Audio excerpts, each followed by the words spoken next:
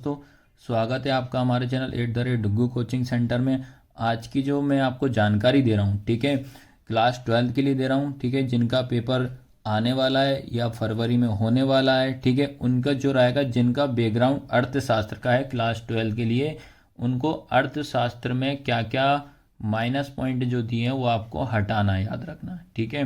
तो minus point हटाना है तो सबसे पहले आपको याद रखना है क्या क्या लिखा हुआ है इसमें, याद रखना है किताब में हाईलाइट किए गए पॉइंट्स जरूर पढ़ें। उनने बोला जो किताब है, किताब में ब्लैक कलर्स के जो जो पॉइंट है, जो हाईलाइट हैं, उनको आपको सबसे अच्छे से पढ़ना है, याद रखना। पहली चीज़ ये बोला जिनका अर्थशास्त्र बैकग्राउंड है।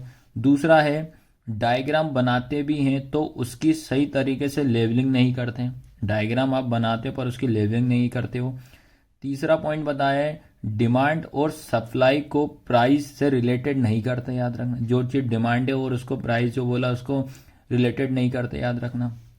उसके बाद वस्तुनिष्ठ प्रश्नों के सही जवाब देने में गलती कर देते हैं, इसलिए किताब में हाईलाइट पॉइंट्स पढ़ा जाता है।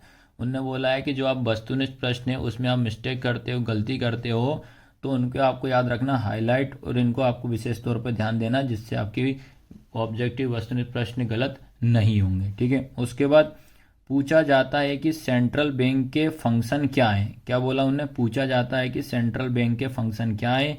छात्र यह नहीं समझ पाते हैं कि आरबीआई से संबंधित प्रश्न है जिसमें वो क्या करते हैं, गलती कर देते हैं। आया सभी को समझ में कि नहीं आया? तो ये पॉइंट है बेटा, आप लोग इसको नोट डाउन कर लेना, अच्छी तरीके से पढ़ लेना, जिससे कि आपकी ये गलती नहीं होगी। याद रखना क्लास 12 जिनका अर्थशास्त्र बैकग्राउंड है उन स्टूडेंट के लिए मैं बता रहा हूँ, ये माइनस पॉइंट को आपको नहीं करना, जिससे कि आपके नंबर अच्छे आ जाएंगे। इसी तरह की जानकारी के लिए हमारे चैनल को सब्सक्राइब जरूर करना है।